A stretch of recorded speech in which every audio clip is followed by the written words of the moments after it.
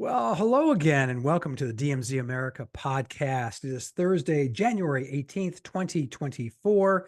I'm editorial cartoonist Scott Stantis, and I'll be coming to you from the right.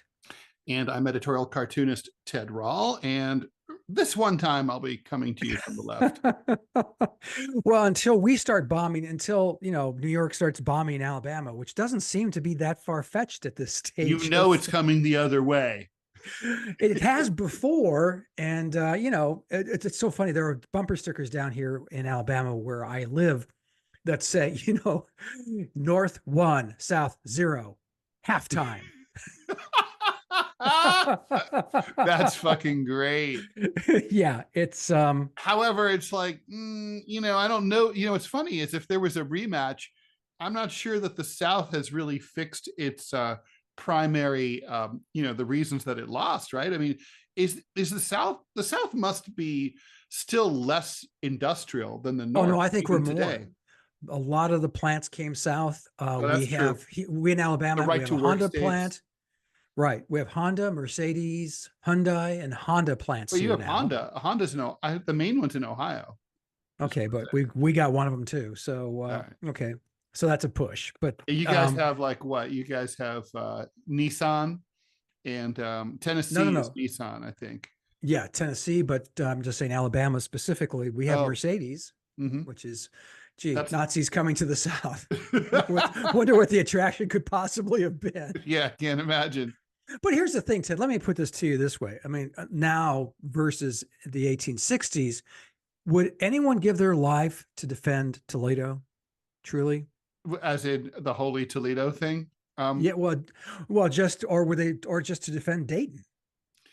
Yeah, I don't think so.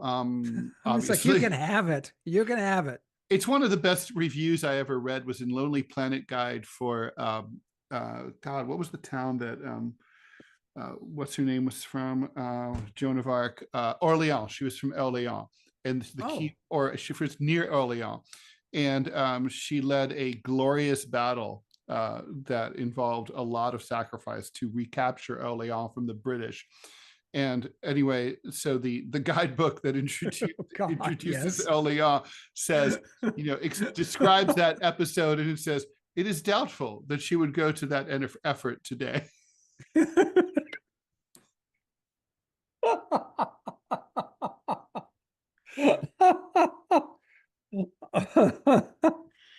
Yeah, I've never been. Have you ever been there?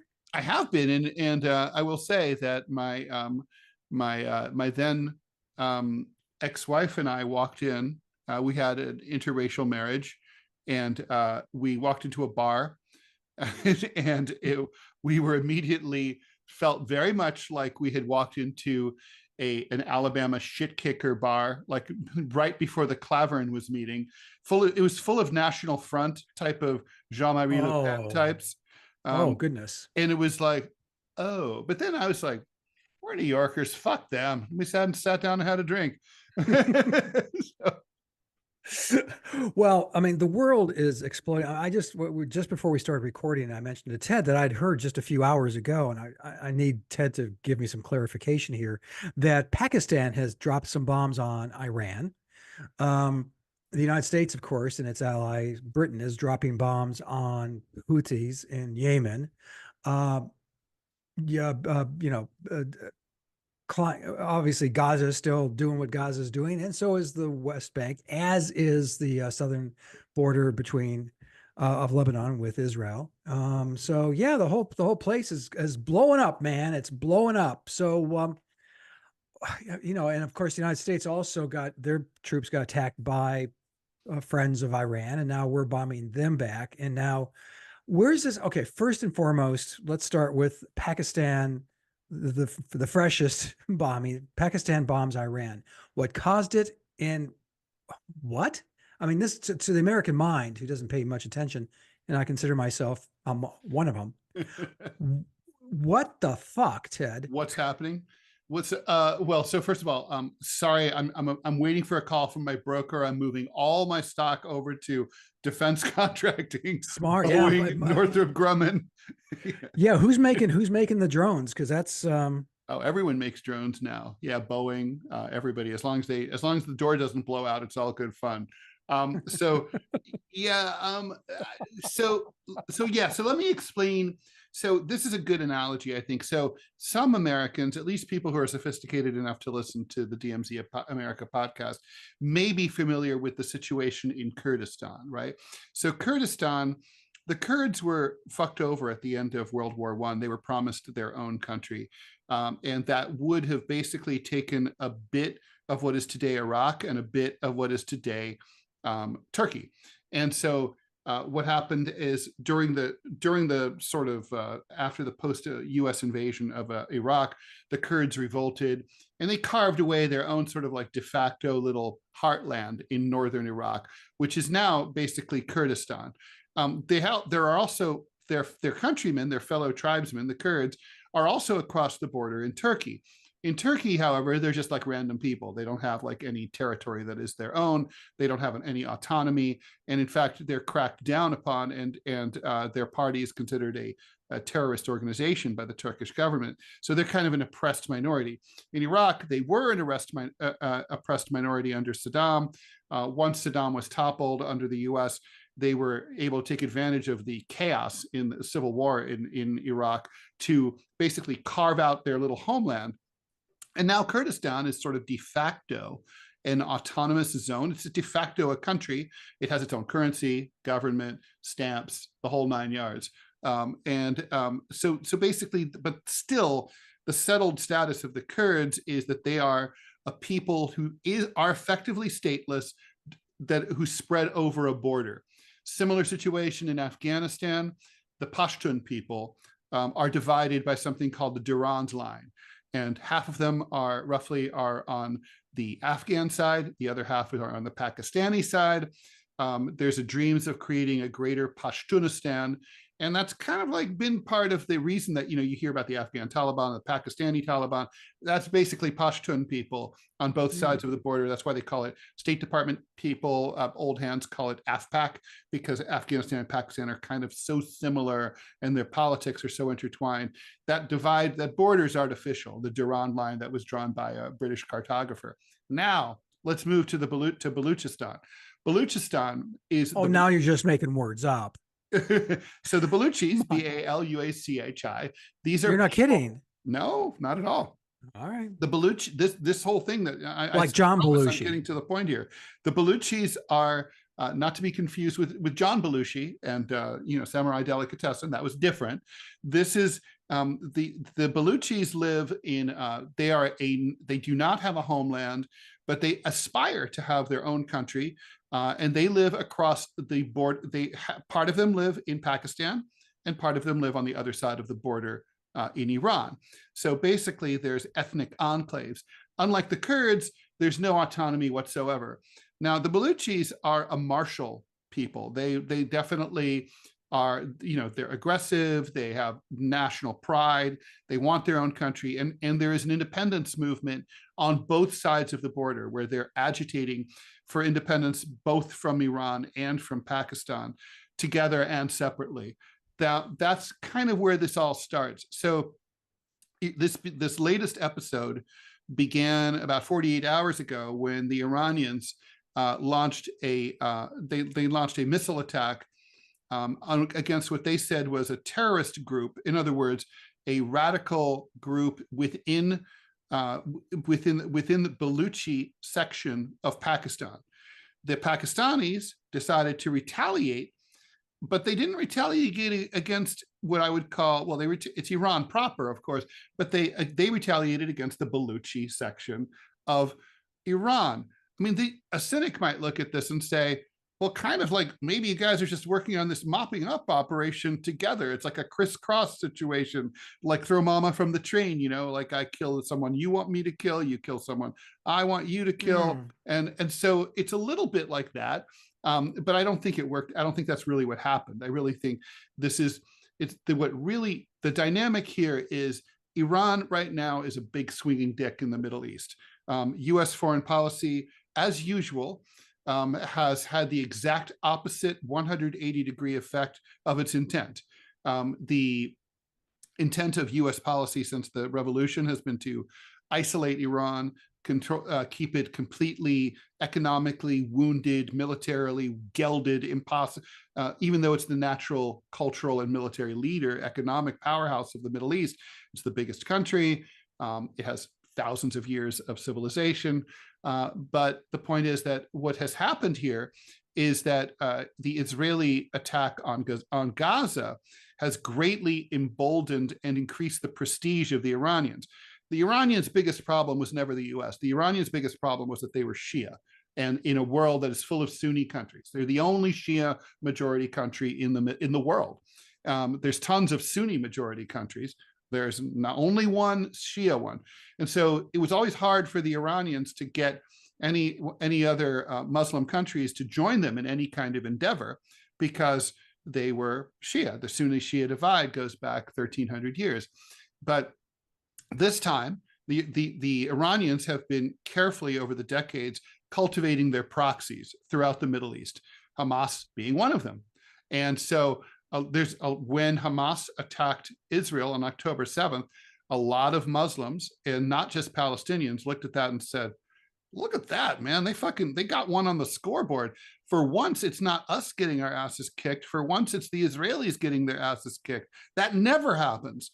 And so they're like, and look at the Iranians, man. They're boss. They were funding and arming them. And then, as if that wasn't good enough for the Iranians, it's like next to the plate, Hezbollah in Lebanon. It's like, oh, who's supporting them? The Iranians are like, oh yeah, that's us. That's right. We bad. And then it's like they're like, they've got proxies all over the place. They have the Badr organization in Iraq. They've got all sorts of, the Iranians are, they have all these organizations, both Sunni and Shia, who work with them, not for them, but with them, and that they help support. So that's made them very powerful. And now they kind of feel like Israel is really, their calculus is that Israel has fucked up. They've bitten off more than they can chew. They're probably on the way out internationally. The US is attached to Israel, and the US's role in the Middle East has also been severely compromised because the US looks like shit because of what's going on in Gaza. So Iran's like, we're just going to flex our muscles a little bit here, and we're going to show that we can't be fucked with. So they had that terrorist bombing at the funeral service for the general who was assassinated by Trump's drone 4 years ago in Iraq. And at that, ISIS-K claimed responsibility. This is kind of a pretext. ISIS-K is not based among the Balochis. Okay, it's like it just isn't. But the Iranians are like, yeah, we're going to break something just to show that we can. I mean, everyone else does. Look at the Houthis. They're bombing ships in the Red Sea. You know, the Americans, the Israelis are bombing the Damascus airport in Syria like every other day. Nothing ever happens to them. The Israelis have flattened Gaza and nothing ever happens to them. And we're going to throw some missiles just to show that we have a big dick too. So they launched a couple of missiles into the Baluchi area, figuring that the Pakistanis might not much care, because even though it's a violation of their sovereignty, it's like these are the people, they're killing people that the Pakistani government in Islamabad doesn't really much care about. And they were not really wrong, but Pakistani people on the street have a lot of national pride, and they don't take kindly to any kind of violation of their sovereignty, like the SEAL Team 6 raid that killed bin Laden. So they were like, well, we got to do. So the government was like, we got to do something. We got to kill some folks. But hey, we could kill Baluchis. We don't like Baluchis, even if they're on the Iranian side of the border. So they're like, Pakistanis, and we'll launch back. At this point, I don't think this escalates to a full-fledged ground war between Iran and Pakistan, at least not yet. And it won't if no one does anything stupid. But what we have overall is a very August 1914 situation where we have missiles flying all over the Middle East. And all it's going to take is one fucking archduke to take the wrong turn down the street in Sarajevo, and the whole thing is going to blow up. So, okay, thank you for that. But it still paints Iran as the pariah in all of this right now. They're the ones who are, well, you just said they're lobbing missiles here. They're not the pariah. They're the big swinging dicks. They're the bosses. but no, but they're okay. They're the big winners from this whole thing. They're not. How are they winning? I mean, they I just just got told you. bombs. I just explained it. I heard it. I don't see how that's winning if you're actually losing. Remember, they don't care what you think or what I think or what Clovis thinks. They care what Muslims and the Arab world think. And that their status in the Muslim world has like skyrocketed since October 7th. I mean, in what way? I mean, and how does that translate into anything? I mean, how does that translate into any practical purpose? Well, right now it's about gaining in terms of practical purpose. At this point, Iran now controls proxies throughout the Middle East, so they can exert pressure on the host governments in those places. I mean, look at Lebanon. It's not even a real country. It's a militia that happens to have a government goes with it. And the cool flag. They basically control Lebanon. So Iran has like rents Lebanon. Iran has like a pretty good influence in Syria. It has great, and it kind of rents Iraq. It's like basically it's economic and political and military influence. You can see how that's useful. Yeah, I suppose. I mean, but in practical terms, I don't see how it's useful. I can think of I can think of one big practical term. Okay, give it to me. You want to bring this in for a soft landing? There's only one fucking way. Biden, or someone more likely who can speak English, calls up the Ayatollahs and says, we're really sorry about this whole, like, these sanctions that we have against you. Could you like call off your dogs? Because if you could, we might be able to move toward normalization and reintegrate you into the global economy. That's an example. I mean, right, but they're getting leverage from this. Well, they thought they did, but the Obama administration tried that with the big pallet of money. And they said, okay, great. We're going to give these to people who are blowing up American soldiers. Thank you so much. They missed an opportunity there. They seemed very Palestinian-esque in that they had an opportunity to do what you just suggested, or at least start on that. But remember, they don't care about what we think. They care about what Muslims think. They care what we think secondarily, but we're not the priority here. I mean, I think that like you're looking at it from an American-centric point of view here. You have to look at it from an Iran-centric point of view. You have to look at it from their point of view. Like, where do they live? They live in a neighborhood where they've got Afghanistan on one side. I mean, talk about a rowdy neighbor. You've got Iraq on the other side, another seriously rowdy neighbor. Okay, nothing much is happening with Turkmenistan, like, ever. You've got, Yemen isn't far away. They've got to deal with the fucking Saudis, who they're in a proxy war in Yemen, involved in. So, I mean, here's the thing. Iran doesn't fight directly, but they have a lot of chips on various squares at the roulette table, and a lot of those chips are winning. So they're like, their numbers are coming up, and they're like, we're looking and feeling good. That's what this is about. Okay, but if you're saying that they're looking towards normalization and rejoining the world community, to make more money. Okay, but by doing what they're doing, that's how they're going to get there. How do you get there if nobody likes you? I mean, everybody likes them. Right now, the entire Arab street loves them. Okay, but again, well, you talk about them not caring what America thinks. The world doesn't care what the Arab street thinks. Well, they do, because literally Iran can blow up the entire Middle East all by itself. I mean, Iran can start World War III like today. It's like, like the Americans, they might tell the Americans, you don't want World War III? You got to deal with us. You've got to give us what we want. I don't see that as getting you what you want, which is, a prestige. I can't imagine they like the sanctions, although the sanctions haven't killed their economy, but it's hurt it. They have way too much oil for that. So, but I think they would like to establish, I think a majority of Iranians would like to rejoin the world community. And I know everyone would. All of them would. Yeah. And so, but doesn't allow you to do that. This has the opposite effect. I mean, Scott, look, the Iranians tried playing nice for years. Nothing happened. You know, one administration after another, Democrat and Republican, did not do anything for them, did not normalize relations, kept them frozen out. Once you get American sanctions, once you put them on, they're like herpes. They never go away. It's like look at the ones we have against Cuba. Any day now, those are going to work. Yeah, no, I mean, no, you're right. But I think too, but you can't say Iran played nice. I mean, they did so. I mean, like, for example, in 2001, when the United States invaded Afghanistan, don't forget, Iran hated the Taliban, hated them. They almost went to war with the Taliban. The Taliban slaughtered, they invaded the Iranian consulate in Mazar-e Sharif and killed all of their staff. So, they weren't pleased about this.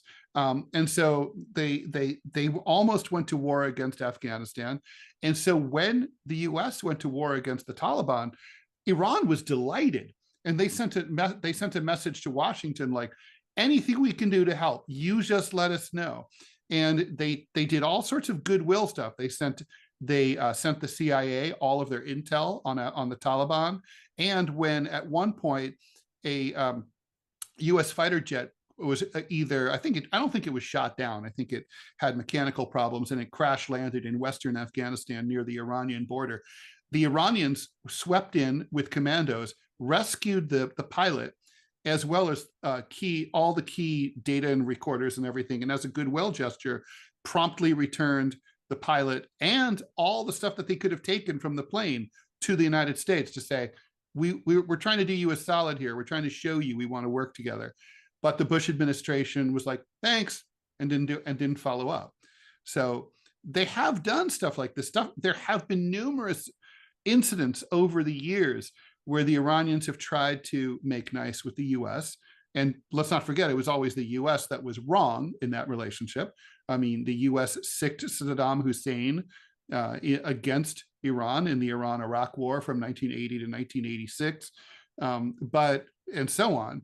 But even so, the Iranians always tried to be nice, and they always had their hand out, ready to shake hands, make peace. The U.S. was always like, fuck off. I don't know how you can come to those conclusions, Ted, when you had weekly marches in the street and Death to America days. And so? What do you mean so?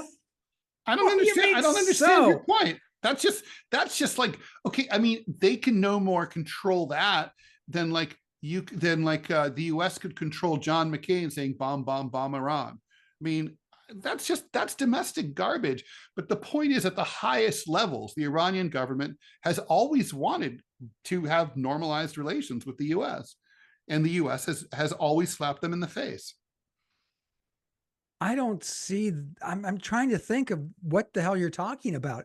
When have they stretched out a friendly hand? Now the pilot thing that I just mentioned. Okay, that's one. That's goodwill there.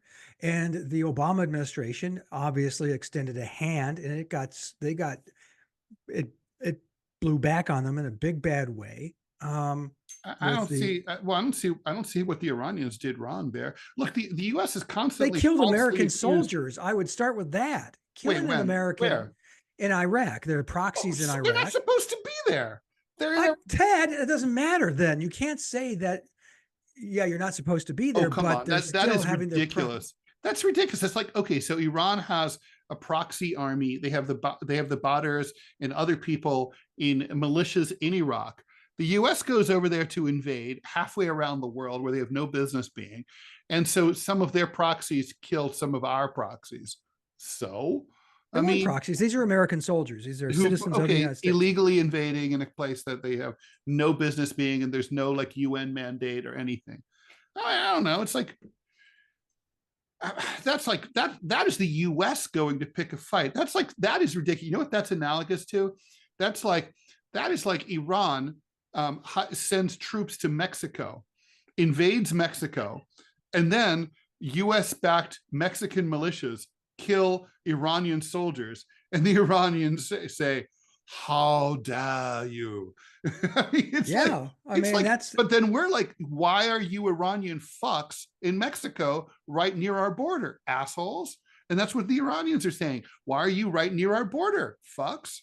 Like, this is like, no. I think there's a more malicious and malignant policy by Tehran and by, I always mispronounce this, Guam chewing gum, whatever it's called.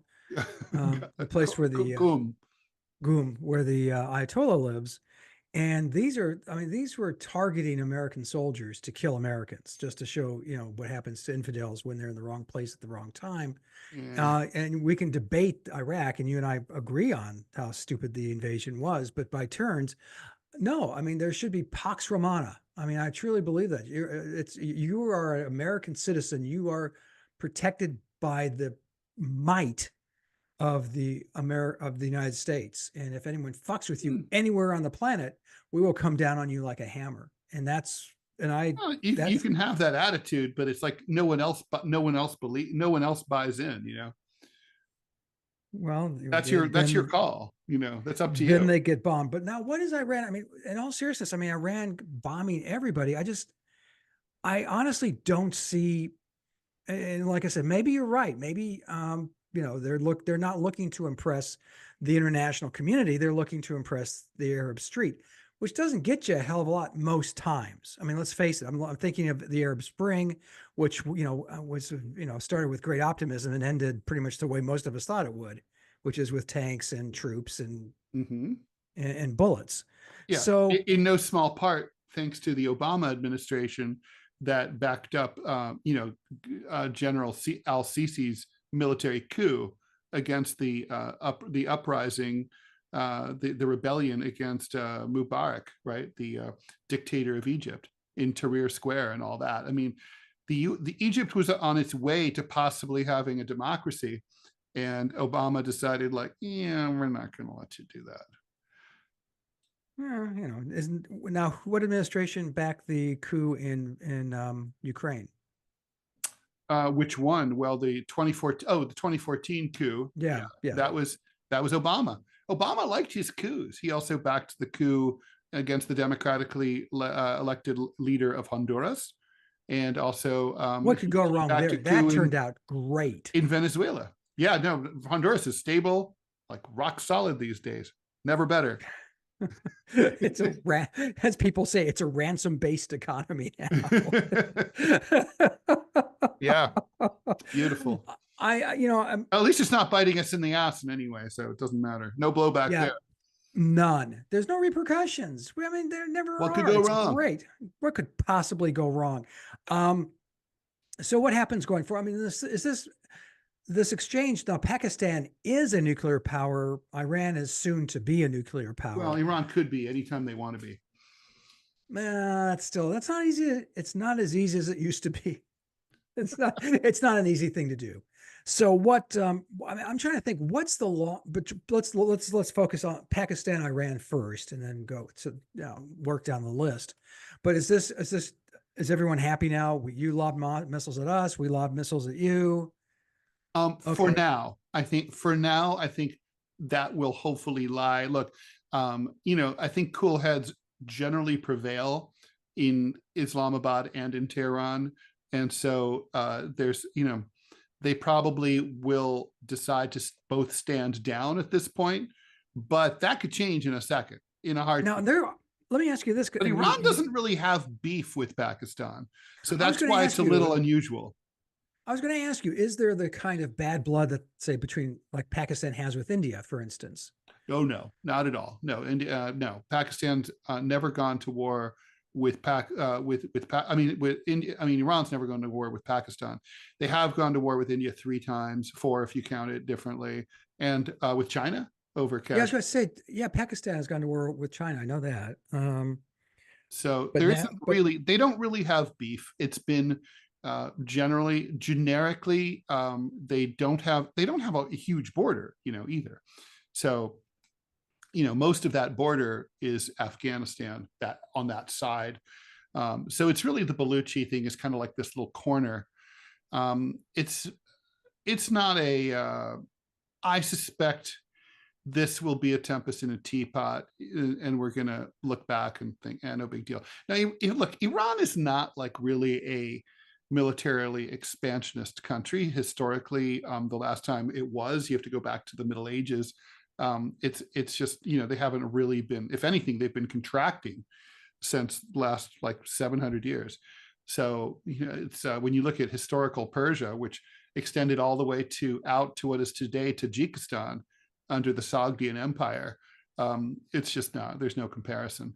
But I think the Iranians are going to, they're probably going to chill right now. They're trying to figure out ways. I think what this really was a test. It's a probe to see what, if anything, would happen, to see how the US, how the UN, and other major powers, the EU, were going to respond.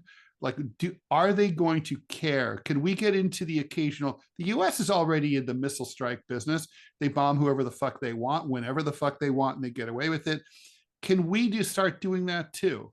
That's, look at the Houthis. The Houthis proved you can do that. And, the Biden could say, well, we bombed you 3 times to show you that you can't get away with it. Well, I guess the thing is, maybe you can't get away with it in that you will be punished, but the punishment is never going to be big enough to deter you. Yeah, on that, I'm thinking we need to move the American fleet and patrol with and guard shipping lanes, and probably escort, very much like we had escorts in World War II. If these guys show up in their little blow up boats, then However, most of the attacks are not the pirate attacks with blow up boats. Most of the attacks are missile and drone attacks, and they have boat drone attacks too. So, what do you mean? They have submersible drones that attack these vessels. I'm so glad we spend so much time and energy as a species figuring out new and inventive ways to kill each other. We're great. We're the best. Who was I talking to about this the other day? And the Scott Stantis theory of humanity, which is whenever we discover a new technology, no matter what it is, we always ask the 3 basic questions. Can I eat it? Can I fuck it? And can I kill someone with it? It's always the first 3 questions we always ask when we discover anything new. And so, of course, we could be talking to the dolphins. We could be friends with the orca. Instead, we're like developing underwater drones. Now, it can't be. Now, okay, here's the dream of dream, folks, and then we'll cut to the break. Underwater flamethrower drone. Ooh, I'm just like, I'd like to be alone now, Scott. Well, on that note, we're cut off this segment. We'll be back, and we will be talking about, important stuff. Indeed. Stuff that you're thinking about. Stay tuned for important stuff. Stay tuned for important stuff. This is the DMZ America podcast. I'm editorial cartoonist Scott Stantis, coming to you from the right. And I'm editorial cartoonist Ted Rall, coming to you from the left. And we shall return. Much like MacArthur. As promised, we are returned to the DMZ America podcast for Thursday, January 18th, 2024. I'm editorial cartoonist Scott Stantis. I'll be coming to you from the right. And I'm editorial cartoonist Ted Rall. And for now, continue to come to you from the left. Before he gets sent to the camps, which apparently one of the leading candidate for one of the parties has said he should, we should be. That's true. We who oppose him. Well, of course, we're talking about what happened in the Iowa caucuses. We won't know anything about the Democratic caucuses for 2 months, which boggles my mind, but there it is. And we have to talk about. Is that true? Oh yeah, that's right, because they're not counting. Yeah, it's a mail-in vote, and they won't count them until March. March now, 4th. Right? You talk about us. How much this is political horse trading at the weirdest level. And this also makes you think, you know what, when you hear the Bidens emailing each other about the big guy, it really starts to come into focus to me, because this was clearly Biden needed South Carolina in 2020. He had to have it. He lost Iowa. He lost New Hampshire. He had to win. He had to have a win. And so the South Carolina Democratic Party clearly said, okay, boy, here's what we'll do, boy. you might us the first primary in the country, boy. And Biden You really shuffled think it along. was, you think it goes back to that time? Oh yeah, yeah. No, that was definitely this is the payoff. The Mm. payoff is, and you strip. I mean, we talked about this on your radio show on Sputnik, but I think it still makes me giggle. Help me remember the name of the Minnesota congressman who's on running against him. He's the Lion of Minnesota, Dean Phillips. Dean Phillips. Dean Phillips. I'm telling you, he's the only one on the ballot. They're now trying to push a write-in candidacy for Joe Biden because all of a sudden the idiots woke up off the ballot. He took himself off the ballot to make South Carolina the first Yep. the first primary in the country. Well, New Hampshire, there's nothing in New Hampshire to be proud of. Like I said, even that stone face that was on their man in the mountain border, right? It collapsed. It no longer exists. It's a pile of rubble at the bottom of a cliff. It's basically an uglier, more depressing Vermont is what it is. So it is. So what did they have to cling to? Every 4 years, they become the epicenter, the terra firma, the terra del fuego of American politics, the first primary of the season, of the presidential season. And and Biden, and I'm convinced it had to have been a backroom deal, said, you know what? No one, fuck them. I'll give it to you guys. Yeah, well, not to mention, I'm sure he also wasn't feeling too warm and fuzzy about New Hampshire after coming in number 5 out of 5. So yes, exactly. So Dean Phillips is going to win that. Because here's the thing, Ted. They're pushing Biden as a write-in candidate, and the polls have shown it that the people they polled said he would win.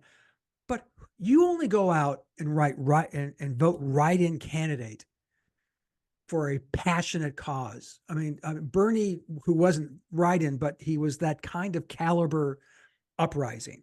Mm-hmm. This is an uprising. Bernie Sanders, but Bernie was on the ballot. Right. No, but as much as the DNC would have liked that not to have been the case. But do you understand what I'm saying? The passion of Bernie Sanders, of that movement. The passion of a movement is what gets people to get out and vote and lets write-in candidates win. Well, no, you're right, Scott, and no question. And in addition to that factor, is the fact that there's that New Hampshire is an open primary state, which parenthetically I think is a stupid fucking idea. I don't know why Democrats should be able to vote in Republican primaries or vice versa. I don't see why they should be allowed to. It seems to violate the whole idea of a party primary, or a primary system or a two-party system or whatever. I would love for someone to explain to me what the purpose of it is or what the advantages are. But anyway, the point is New Hampshire is an open primary state. And so, if you're a New Hampshireite, a New Hampshirean, New Hampshirezoid, a New Hamster. A New Hamster. If you're a New Hampshire, anyway, so if you're a person from NH, you are basically, which means you exist for one purpose, which is to drive across the border to Massachusetts, to have people from Massachusetts drive across the border to you to buy liquor on Sundays. That's the main purpose of New Hampshire. Its main function. Yeah, that's why New Hampshire has a Massachusetts package store based economy. So if you're in New Hampshire, God, take long enough to get to the point, Dad. You are, you're sitting there like, okay, well, I can vote. Let's say I'm a registered Democrat, which I am. But if I'm a registered Democrat, I'm like, okay, I can vote in this primary that the party isn't counting. The delegates aren't going to count. It's purely just a poll, right? It does nothing. It has no effect whatsoever. So even if Dean Phillips wins 90% of the vote, he doesn't get a single delegate to show for this. Nothing happens. Or I can cross party lines and go vote on the Republican side where there's some action going on, where, there's a possibility of, look, compared to the Democrats, there's a far greater chance that DeSantis or Haley will be president than Dean Phillips. I mean, Dean Phillips will not be president. So Biden will be the nominee no matter what, unless he's dead. So, I think there's going to be a lot of crossovers. I think a lot of people, a lot of Democrats are going to cross over and vote on the Republican side. And I think they're going to try to, some of them are going to be trying to just cast an anti-Trump vote. Others will be trying to make mischief. I don't know what mischief will look like in their minds, but I think those are the people, many of whom would have voted for Biden, and they're gonna be gone, and they're gonna go over to the Republican. Yeah. And getting back to my point, you write in a candidate either out of protest or out of passion. Mhm. Now, think of this would be the opposite of passion. When a candidate tells your state, go fuck yourself. Right. I don't care. I hate you. I hate you. Oh, by the way, I'm back. Vote for me. Yeah, you know what this is like? This is like your wife leaves you. She comes home one night and she says, man, I found a new dude. Man, he's balls deep every night. It's awesome. Feels so great. I hate you. I'm taking the house. I'm taking the cat. I'm taking the boat and the kid. Eat shit and die. Oh, and I've cleared out our bank accounts. Good luck. Have a nice life. Then 6 months later, when she comes to regret her decision, she's like, hey, asshole, will you come over and cut my lawn? And you're like, I don't know if I really feel like cutting your lawn right now. Yeah. It's like that. It's exactly like that. And so I mentioned this on your show. So if you listen to Ted's show, and you should, I'm repeating myself, but it's going to be an amazing Wednesday morning when the headlines are Dean Phillips wins New Hampshire primary, Democratic primary. On the Republican side, it's going to be Trump. I mean, all this bullshittery, Ted, it makes but me not nuts. by as this will be, I think, the speed bump on his way to the nomination. I think this will be his lowest margin of victory. I think he's going to win. I think Nikki Haley will do this. We'll see peak Haley. I think that means maybe 28% or something like that. DeSantis, maybe 10. And then, Trump takes the rest. I think that's how that goes. And then, you could also get some strange result because New Hampshireans are a weird lot. They might give Asa Hutchinson 8% or something. He dropped out. But they might not care. You're still on the ballot even if you dropped out. I mean, I voted for John Edwards after he dropped out in 2008. People do that. I think but that'll be it. So first let's close New Hampshire. What do you think? What message, if any, does it send if Dean Phillips either wins or almost wins in New Hampshire? People aren't listening to me, Ted, and I know how Ted Rall feels because Ted is so often the voice in the wilderness. I'm telling you, this will be catastrophic to the Biden campaign for the simple reason. Yes. And here's why, because Biden is being perceived as old, doddering, and ineffective. And what makes you look more old, doddering, and ineffective than losing to a little known Minnesota congressman in the first primary in the nation? Well, they're going to spin it. How. Oh, they're going to try. They'll say, well, look, he dropped out. He wasn't even on the ballot. I mean, you can say that, and people are going to go around the country who aren't wonks, who aren't dorks like, I don't know, you and me, who actually follow this stuff. And they wake up Wednesday morning and they hear that, they're going, what the fuck? That's just true. Like on just the Twitter, it's just the way most people get their news, a Twitter headline. Yeah. So they're going to look at this and go, whoa, he lost to who? Yeah. Is that the sausage guy? This will be catastrophic. Biden will still limp towards the nomination. It's his for the asking. It's his for the losing. He could, potentially, and more and more people are predicting something weird coming out of the conventions. You did a cartoon based on that. Could this set a fire? Could it create fever? No. I mean, although to be honest, a few times I've only heard him speak. He's very likable. He's likable. He's amenable. He is saying, I'm not doing this because I hate Joe Biden. I'm doing this because I think we need younger leadership. Yeah, he literally votes with Joe Biden 100% of the time. So Is he an attractive candidate? Yeah, he is. By If he wins? comparison. Well, what isn't? I mean, good God. I mean, anyone with a pulse is going to do better than Joe Biden. I mean, True, truly, true. by comparison. And Biden is not allowing himself to be compared. He's not debating them. He's not being seen on the same stage. But, oh my God. I mean, I don't know that this would be such a long shot. But Dean Phillips, let's say he wins New Hampshire and everyone starts looking at him more seriously. I don't even know if he's on the ballot in South Carolina. I don't know either. I know they took him off the ballot in a few states, I think it took him off the ballot in Florida because the state DNC decided to allocate all their delegates automatically to Biden. Nice democracy you got there. So what do you think about DeSantis? DeSantis has decided to skip all campaigning in New Hampshire, which I found that to be a surprising decision, very reminiscent of Giuliani's campaign. You mean President Giuliani? Yeah. Yeah, exactly. Great. That was well done. I think he skipped everything before Florida, if memory serves. Yeah. He put all his eggs in the Florida basket. And if you remember, Ted was working with me on my comic strip Prickly City. He was editing at the time. And I had the candidate, Kevin, the Lost Bunny of the Apocalypse, running in the Republican primary in Guam. Yes. And it still has, in fact, I flew the flag the other day of the Johnston Atoll. They actually have a flag. And I actually be careful because Iran's about to bomb that.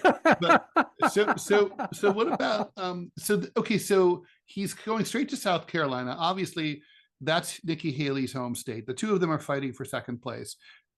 What is his what is DeSantis's thinking behind skipping New Hampshire and trying to I can't figure it out. South Carolina.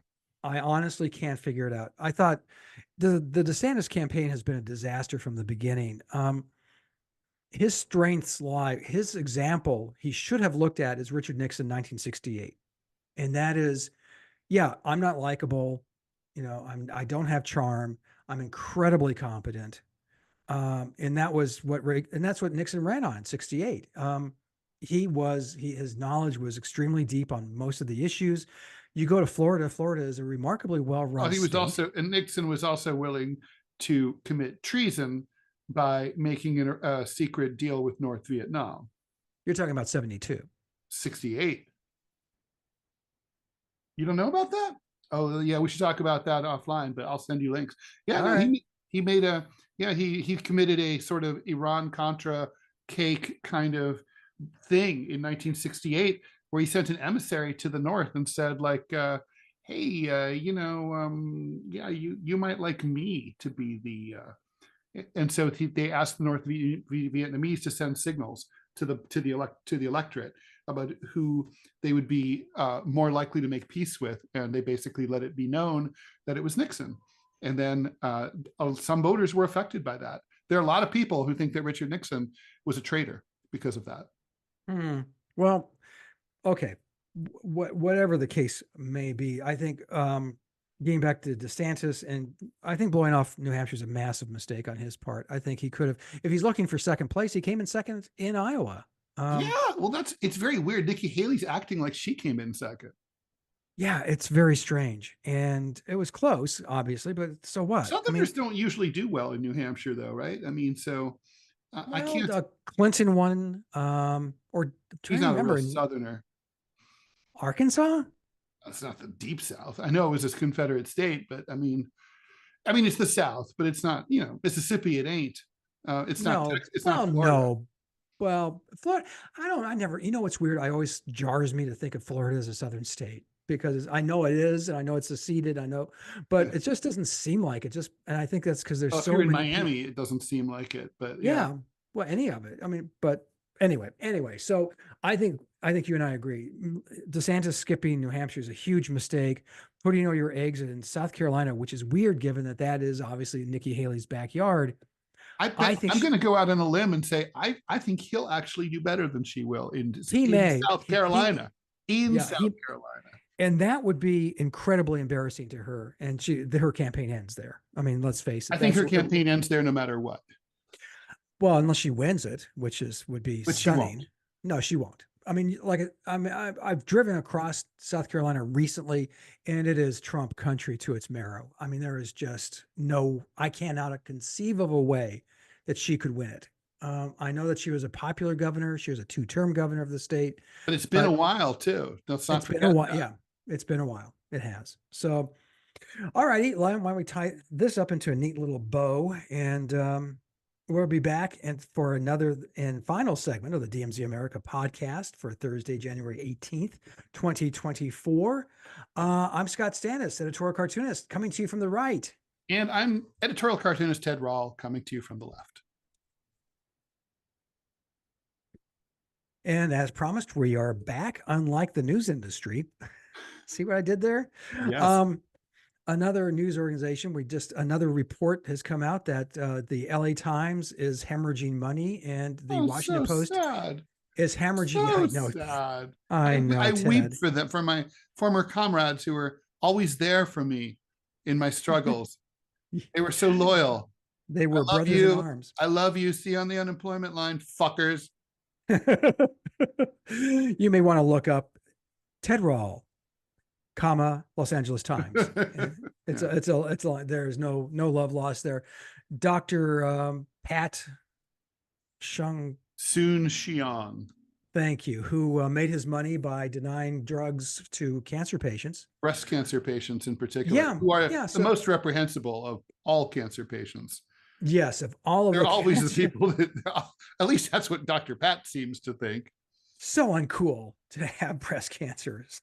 Yeah, he So drives uncool. around LA. He's the only person in America with a, we all have those pink ribbon stickers on the back of our cars, but his has like the red cross, the red slash through it. Yeah, the circle and the slash. A Washington Post is allegedly, but it's privately owned, so we don't know the exact number, but the rumors are that it's upwards of $100 million a year. It's losing. The news deserts across the United States are growing bigger. Literally, we're losing 2 newspapers a month. Many of them, including where I live here at in Birmingham, Alabama, the Newhouse newspapers have gotten rid of the print editions for the Huntsville Times, the Birmingham News, and the Mobile Press Register. I mean, I know that you and listening now have had some significant hits against your newspapers and your news gathering organizations. Ted, I mean, this is the end of democracy. I mean, really. I mean, without newspapers, without the watchdog. I mean, and all the bloggers and all the tweeters and all the TikTokers can say all they want, but they don't go to zoning board meetings. They don't sit through the grindingly boring city council meetings. No, they don't. And report on them. They don't comb through the city and county budgets. And that was always kind of the yeoman's work of local journalism. And when it dies, democracy dies. I mean, at the very least, if you're a corrupt local politician, these are the salad days. These are the good old days. Oh, these are like, yay. These are the best. Is this hyperbole? Am I overreacting? No, I don't think you're overreacting. I think, you could just keep going. I mean, like, for example, it's also like, not only local investigative and state investigative reporting, it's hard to imagine how a scandal like Watergate would have ever happened without the long time, the competitive investigative reporting that, of course, we all know about Woodward and Bernstein at the Washington Post, but also at the New York Times, who they were competing against, and they were trying to, get scoops out. It's hard to imagine, not to mention also, let's just say, for example, DC Mayor Marion Barry, or the work that the Chicago Tribune, your paper, did on the Governor Blagojevich scandals, selling Obama's vacated seat to for the U.S. Senate. I mean, not only is there the work of exposing it, but then newspapers had the unique ability to really to keep the pressure on through the opinion page, through op-eds, through editorials, through editorial cartoons, and that's gone. I mean, so basically it's like, I think the death of newspapers helps to explain what's his name? Oh God, the Republican congressman who's just George Santos. he survived, how he was able to survive as long as he did, because there's no local paper there that was going to hold him to account, even though the local paper exposed him initially and caught him, but nobody cared because there was no big, strong local paper with an opinion presence. I think it's like, I mean, yes, some shit has moved to Facebook groups, and I don't want to take anything away from that. It's not like it's all gone away, but there isn't a big swinging dick in most, like there used to be in most communities. Like where I grew up in Dayton, the Dayton Daily News was the powerhouse source for opinion and news in the Miami Valley in southwestern Ohio. And like, so if they figured out that you were, as a politician, up to no good, and they published it in the paper, if you weren't smart enough to resign right away, they're coming after you, and you were going to have, Mike Peters, the cartoonist, and every columnist going after you until you fucking did the right thing and quit. And they'd be leaning on the local DA to indict you. I mean, it's just, now I think if the same thing happened, most of the people who live in Montgomery County, they do not read the Dayton Daily News. Some of them are reading Patch, some of them are reading a local Facebook group. They're all over the place, and it makes all the difference. It's like everything is scattered, and in some ways that's better because it's small d democratic. We all have access, but there's no center, there's no locus of power, and that to hold the politicians to account.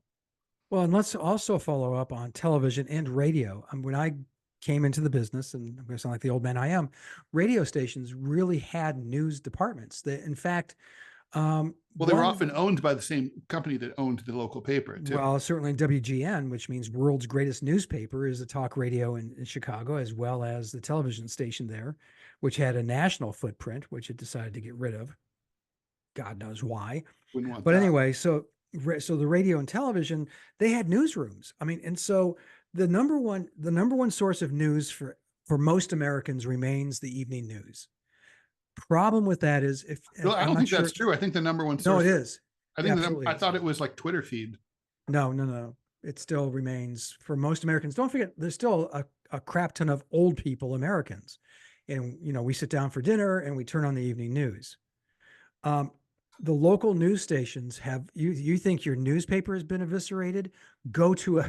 I challenge you to go to a television newsroom and you want to see evisceration and just see miles and acres of desks with nary a person at them. They have been hollowed out, and that's why local news sucks. Here in Birmingham, Alabama, you could have a pretty good local television newsroom that did really good work. They're gone. They're absolutely gone. And so again, what does that leave behind?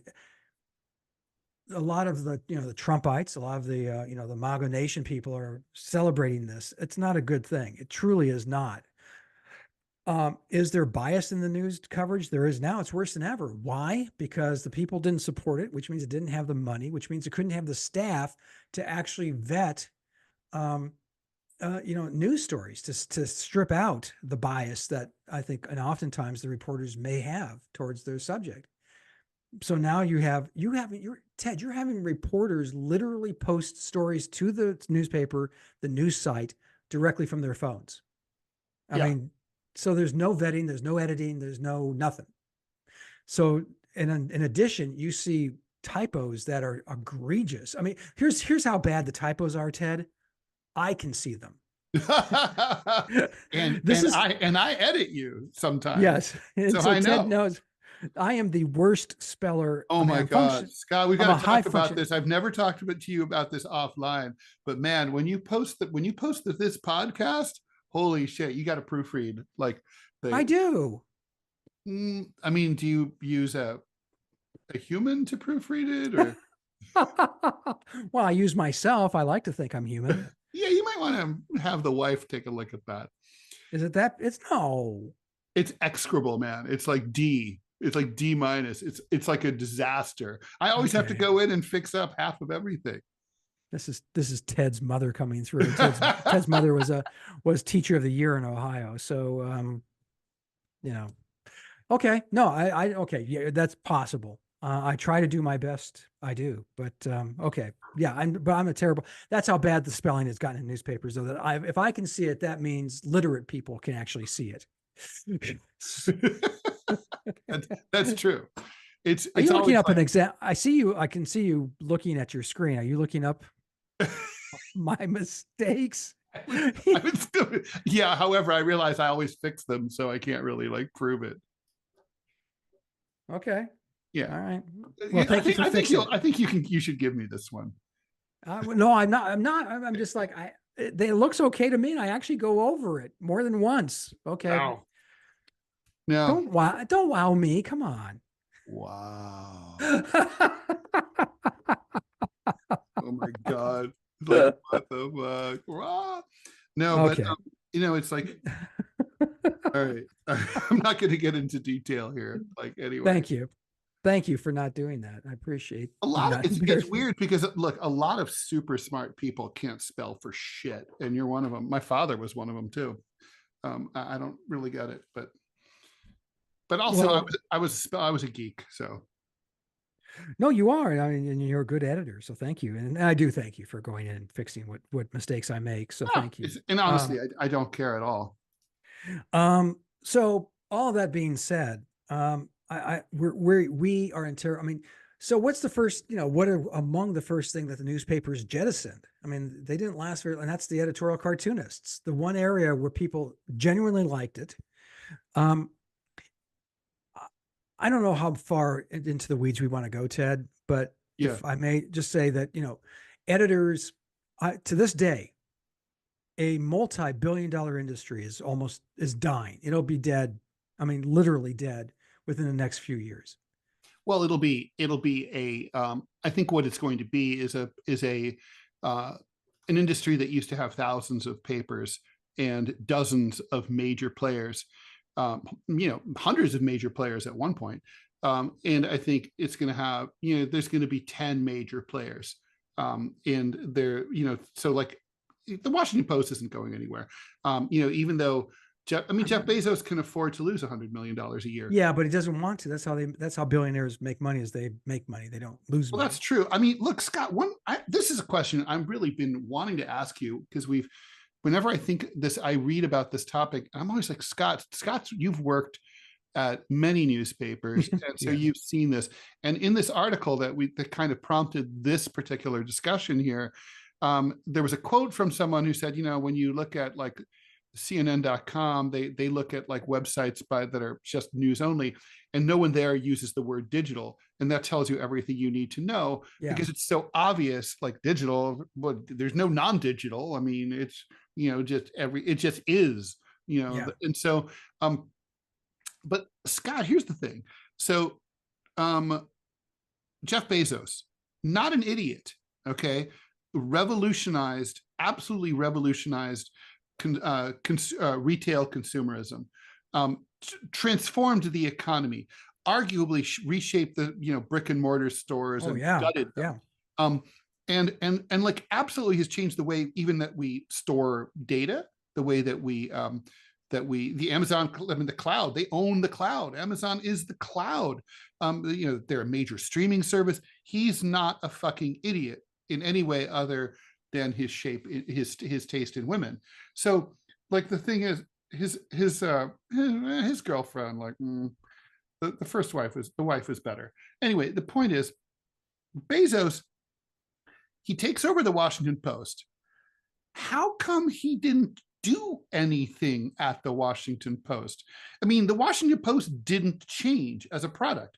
Before Jeff Bezos came along, it was a newspaper, a website, and an app, and they still are. And those things aren't really any significantly different than they were before he came along. There's no revolution. There's no new idea. When Dr. Pat-Soon Chiang purchased the LA Times, he also was like, look, again, I mean, not as smart as Jeff Bezos by any means, but still a brilliant grifter and biotech entrepreneur, business person. And he certainly, if he's not smart enough to make the change, he's smart enough to hire someone who could make the change. There's no change. I mean, the LA Times literally does not do anything differently than it did before. And we've seen the same thing happen when Warren Buffett bought a bunch of newspapers. He was not able to change. I think he had like papers like the Buffalo News and such. He didn't change anything. Why don't they ever change anything?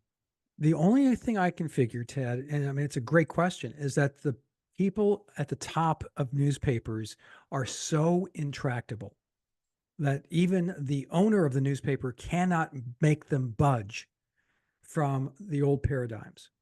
They simply are, and the editors, believe me when I say this, and you know I'm right. The editors who are there, the editors who who are still there, are dunderheads. They're not forward looking. They're looking to make enough money to get to retirement. And the rest of the industry be damned. They want to keep the status quo as But as possible. Scott, if you had $10 billion and you were like, I'm now purchasing, whatever, XYZ, you name the paper, you let's say USA Today, you buy USA Today. And they say like, yeah, the editor's like, I don't know if I'm that. Yes, sir, I'll do what you said. And then like you check back a month later, nothing's been done. You would fire the fucker. And then you'd hire someone new. Yes. And say, yeah, I fired the last asshole who disobeyed me. So I'm now, if you don't want to be fired, you will do what I say. And they will. Let me give you an example. Sam Zell buys the Chicago Tribune Company and buys the LA Times brilliantly for $2 billion with a B. Yeah. But what they did do in Chicago, what they tried to do, which was the right move, they owned the Chicago Tribune, the number one paper in the state. They owned ChicagoTribune.com, the number one news site in the state. They owned WGN Radio, which at the time was a top 5 radio station. They owned WGN Television, which wasn't just a local TV station. It also aired the Cubs and had a national footprint. It had over 74 million viewers. What Zell saw that there was diminishing return from all 3 of them, and he was right. So what he and his people tried to do was, for instance, they moved the newsroom, the radio, WGN radio newsroom, into the middle of the Chicago Tribune newsroom. The presumption is that they would share information and that you would have cross-platform pollination. They refused to talk to each other. They literally just said, we are not going to talk to them. They are not going to talk to us. This is our turf and you stay off of it. That's their turf and we'll stay off of that. So why didn't Sam Zell come in there and bang their heads together? I have no earthly idea, because Sam Zell, because he was too busy, he wasn't really like roll up. I think that's part of it, and get in there and find out what's going on. He was buying up tons of real estate in Brazil, if you remember at the time. He said that's the market that's going to boom. Wah, wah. But that was his passion. While he was hanging out with the macaws and the toucans. Yeah, it didn't work out quite so much. I think you're right. I think Bezos, same way. He's busy with his girlfriend, his yachts, and his business.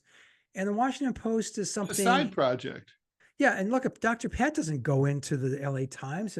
His idiot daughter does. Yeah, you know what this reminds me of? Like I like Shark Tank. And when you watch it, they say like, oh, like Lori will say like, oh, I'll be calling you all the time. Or, Mark Cuban, I'll be checking in. You'll give my expertise. And I'm like thinking, this show's been on for 15 seasons.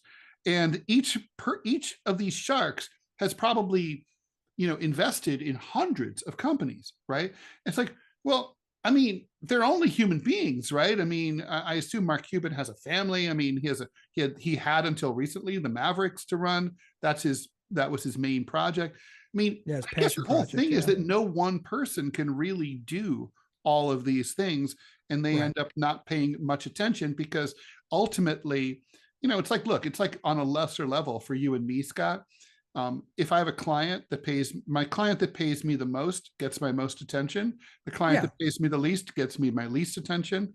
And it's like I don't work as hard for the latter. I think that's how it is. It's like, Bezos looks at the Washington Post. He's like, I'm losing money there. I'll work on this other shit. I'll work on the cloud with the Well, they defense come in and they think that they can magically, because they're geniuses, because they're billionaires. And if you've ever heard interviews with billionaires, you know this not to be true. That is not But true. they are convinced that they are geniuses, and they're the ones who are going to come in and fix journalism. Yeah. Dr. Pat was going to fix the Los Angeles Times. I mean, you and I have ideas. But he never about had a Los big. Angeles. He didn't have a big No, idea. they Like, have like you and I have big ideas for like what Yes. we would do for newspapers.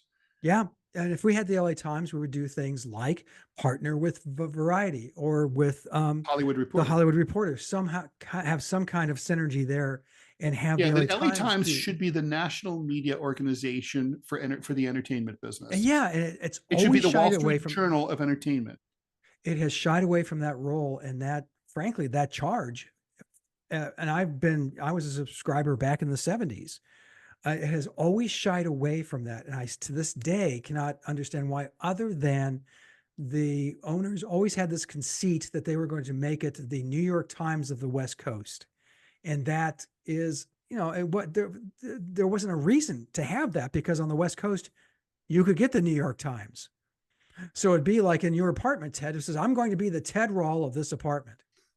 Well, there's already a Ted Rall of that apartment. There doesn't need to be. Right. But what's not there is I could cover Clovis, and Clovis, all things Clovis that Ted isn't doing. Mm-hmm. And that comes back to my thesis on the news industry, which is they destroyed a multi-billion-dollar business because they were idiots running it. Yeah. They were bona fide morons. Not one of them has ever either apologized or owned up to it, Ted. I've never heard an interview anywhere in the country of any of the former publishers or former editors saying, you know what, I should have done this different. I screwed it up. I screwed up. Not one of them. They're all like, oh, the internet came in. Really? Because, God knows nobody ever made money on the internet, Ted.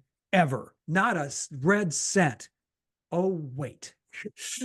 You can make it work. Now, what's the secret It is weird sauce? to me that like even Bezos didn't spend like a weekend on the yacht thinking about the Washington Post and like what to do and like, well, how can we change this up? Well, they did try, if you remember, and they always try early on. They have their little ideas. Mm-hmm. And interestingly, they're little ideas. They're not big ideas. They're little maybe ideas. Part of maybe like Warren Buffett concluded that ultimately nothing could be done. Anyway, I interrupted. Go ahead. Oh, I was just saying with Bezos, I mean, his idea was to fold it into Amazon Prime. Anyone who had Amazon Prime would automatically get a digital subscription to the Washington Post. That lasted 6 months, and now I have Amazon Prime. I don't have a subscription to the Washington Post. Mm-hmm. Yeah. They don't. So it's also follow through, and these guys are used to, trying something. Fail fast is the function of the internet, and so that's where these guys. The LA Times is going to be sold, or it's going to go.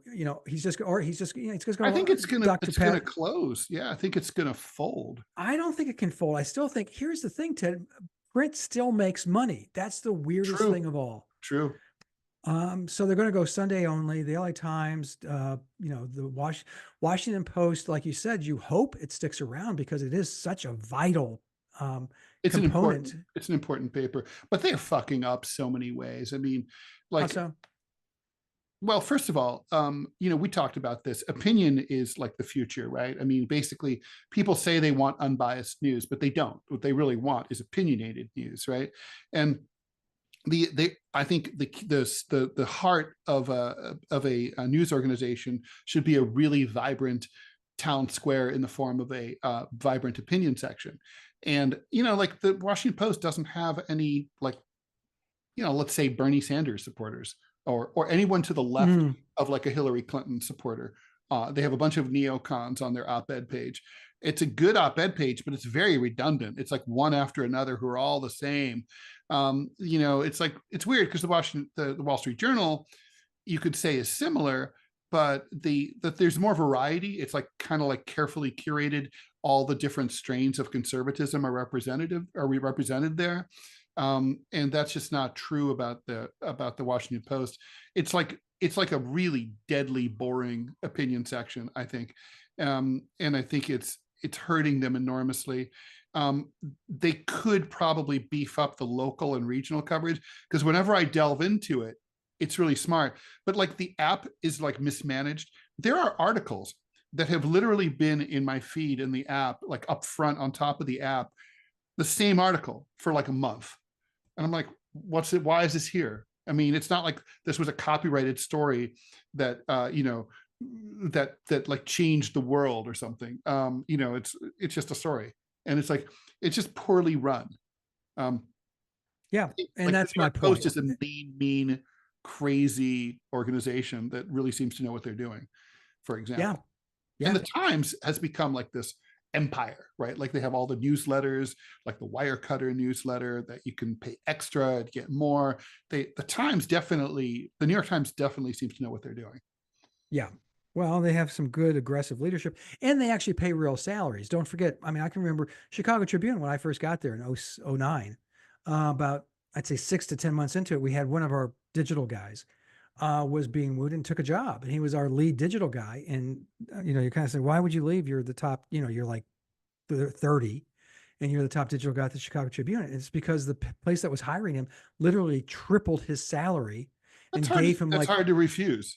And gave him far better benefits, like, because I can guarantee you the health insurance I had at the Chicago Tribune sucked, and just got progressively got worse. Okay, well, now I guess now let's kill ourselves. Yeah. All right. Okay, so don't kill yourself, everyone. But if you do, call a suicide hotline first, just so please, that you can check in before you kill yourself. Anyway, so Scott, where can people find your stuff outside of the DMZ America podcast?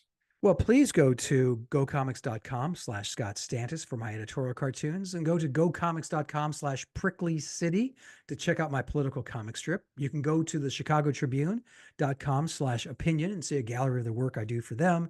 And now you can go to the Dallas Morning News.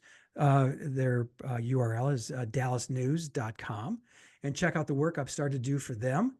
And really, what's very, very cool is Ted and I are involved in Center Clip, which are mini podcasts, not like this long, arduous, impossible to listen to podcast you're listening to right now, but these are short ones. They're 30 seconds, no longer than 5 minutes. They're quick takes, and I really love it, because when something breaking news happens, I can just open it up, say a quick whatever, and I know that Ted's on it. We have some other friends who are on it. So centerclip.com. So Ted, where can we see all things Ted? You can find all things Ted at Rall.com, also at whowhatwhy.org on Saturdays, and check out the Center Clip with Scott.